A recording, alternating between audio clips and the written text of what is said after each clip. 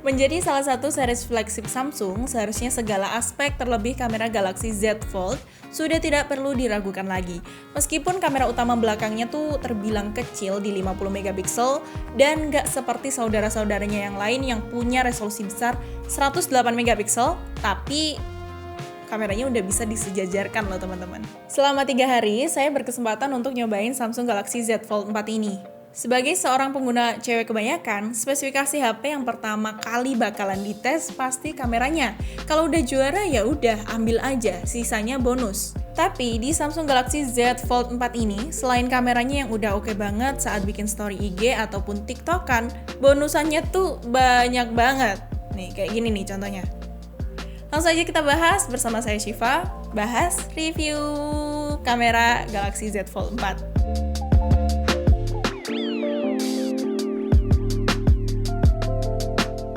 Momentum penting, lucu, dan kebersamaan memang sepatutnya diabadikan dengan baik. Dengan bermodal kamera smartphone Galaxy Z Fold, kini kita dapat dengan mudah mengabadikannya. Pertama, kita bahas dulu hasil video kamera utama belakangnya yang bisa ngerekam sampai 8K 24 fps. Please welcome dulu sama 3 kamera belakangnya yang punya resolusi 12 megapiksel f2.2 ultra wide angle. Ada pula 50 megapiksel f1.8 wide angle dan juga 10 megapiksel f2.4 3 kali telefoto. Di harga smartphone menyentuh 25 jutaan ini, Samsung tuh memberikan detail yang sangat luar biasa di berbagai kondisi cahaya, indoor maupun outdoor. Ketajaman serta warnanya tuh natural banget, jadi nggak ngebuat pusing saat pengguna melihat hasilnya. Bahkan tanpa perlu Syifa aktifin mode super steady pun, ini udah stabil banget. Tapi, di harga yang lumayan nihil itu, Samsung tuh masih kecolongan di bagian perpindahan dari lensa ke lensa, dari ultra wide, wide, dan ke telefoto. Masih kerasa nggak smooth. Saat di zoom maksimal juga nggak terlalu detail ya, meskipun masih kelihatan samar-samar. Beralih ke hasil video kamera depan di bagian covernya, terdapat resolusi kamera 10 megapiksel. Oke, kalau ini lebih better banget ya, di settingan Ultra HD 60 fps di kamera depan. Di sisi lain, kita nggak bisa terlalu berharap sama hasil kamera selfie under display-nya yang punya resolusi cuma 4 megapiksel, 1080p 30 fps. Resolusinya emang nggak kedengeran gede sama sekali, tapi ya udah cukup untuk kebutuhan selfie dengan catatan harus good lighting. Hasilnya tuh mirip-mirip kayak kamera pada laptop mahal. Sepertinya Samsung tuh juga udah kepikiran buat fokusin kamera 4 megapiksel ini buat keperluan meeting, Google Meet, atau Zoom. Jadi tinggal ditekuk aja tanpa perlu bantuan tripod HP. Jadi kayak gini nih, atau mungkin bisa di kayak giniin. Untuk fitur lain yang tersemat kayak slow motion dan hyperlapse mode-nya, menurut Syifa tuh nggak ada masalah, bagus-bagus aja.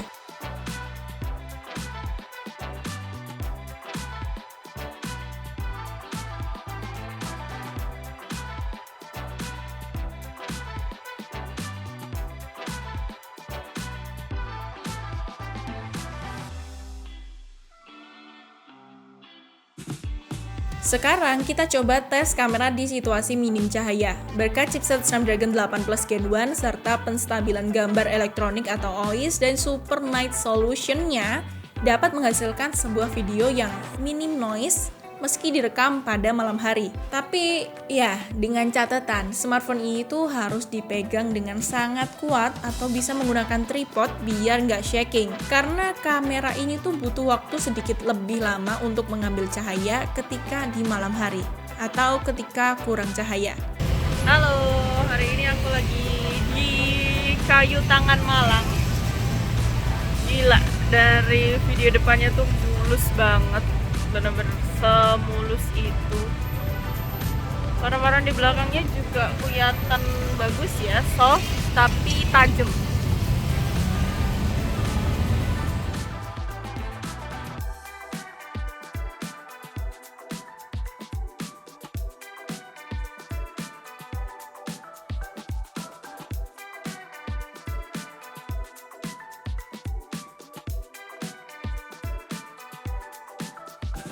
Seperti yang kalian lihat, Samsung Galaxy Z Fold 4 ini punya banyak cara nih untuk ngambil foto ataupun video. Dan itulah yang ngebuat Samsung Galaxy ini bener-bener menyenangkan untuk digunakan. Di berbagai kondisi, kita bisa leluasa explore kameranya, mau tampilan luas dan kelihatan semuanya, ya tinggal pakai ultra wide. Mau bikin konten lari sambil ngevlog, tinggal aktifin aja fitur Super Steady yang bikin hasilnya tuh minim goyangan. Oke, ini kualitas kamera depan dari Samsung Galaxy Z Fold di sore hari. Sekarang aku mau jalan cepet ya. Stabil nggak? Padahal tanganku udah kugerak-gerak lumayan sih.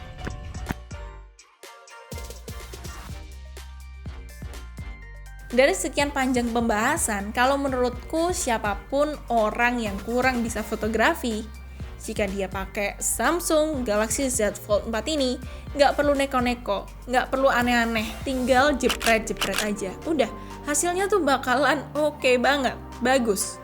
Kalau menurut kamu, gimana nih hasil dari kamera Samsung Galaxy Z Fold 4 ini? Komen ya teman-teman. Oh ya, sebelum berakhir, rasanya nggak afdol nih kalau kita nggak senggol soal bodinya. Selling point pertama tentu berada pada layar lipatnya. HP dengan harga, ya tadi Siva sebutin 25 jutaan ini beneran bikin kita kelihatan mahal, eksklusif, entah itu dipakai buat nongki-nongki, buat meeting, atau cuma sekedar duduk-duduk di cafe. Point of view dari orang-orang sekitar saat kita bawa HP ini, itu bakal mikir juga kalau kita tuh orang kaya, orang yang punya bisnis dengan cabang di mana-mana, dan orang pinter dan juga produktif. Samsung Galaxy Z Fold 4 ini yang saya review ini variannya grey green. Saat pertama kali bawa HP ini buat jalan-jalan, sebenarnya Siva tuh ngerasa was-was banget buat naruh HP-nya. Selain belum ada casingnya, Siva tuh juga bingung bagian mana yang harus ditaruh. Bagian bodinya atau bagian layarnya. Meskipun layar bagian luarnya itu udah pakai Corning Gorilla Glass Victus Plus dan resikonya kecil banget untuk kena baret, entah itu saat diletakkan atau pas di dalam tas, tapi yang namanya HP mahal pasti tetap aja bikin kepikiran. Soalnya pas hari pertama Siva bawa tuh udah diwanti-wanti, udah dibilangin sama Mas Dika, kalau kebaret dikit potong gaji, gitu kayak. Sangat beban sekali membawa HP mahal ini. Jadi mau nggak mau, tiap kali mau ngeletakin HP ini tuh saya kasih tisu dulu, setidaknya buat setidaknya buat meminimalisir keadaan. Sementara layar kedua yang bisa menjadi tablet ini punya dimensi 7,6 inch, 904 x 2316 pixel dengan tidak ada gangguan dari lensa kamera. Iya, bener banget, karena kameranya pakai fitur under display yang 4 megapiksel tadi. Layar lipatnya itu sendiri punya banyak kegunaan. Selain buat pamer ke orang-orang, kita juga nggak perlu lagi senderin HP atau pakai tripod. Kayak tadi, cukup dilipat dan tinggal foto atau video aja. Kalau kalian nanya atau bertanya-tanya, kamu nanya, apakah genggamannya tuh akan berat? Jawabannya enggak, karena dari bobotnya Samsung kelihatan banget berusaha ngasih yang lebih enteng. Dari 271 gram di Z Fold 3 jadi 263 gram di Z Fold 4. Kalau kalian bertanya-tanya lagi soal apakah genggamannya nyaman saat smartphone berada pada mode lipat kayak gini, jawabannya tuh nyaman-nyaman aja. Kayak kita bawa 2 HP sekaligus. Karena ketika dibuka, ketebalan HP-nya ini di 6,3 mm.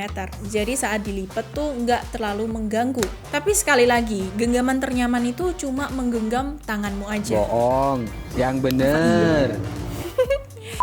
Oke guys, mungkin segitu dulu aja video review singkat dan maaf banget kalau misalnya ada salah kata, salah perbuatan.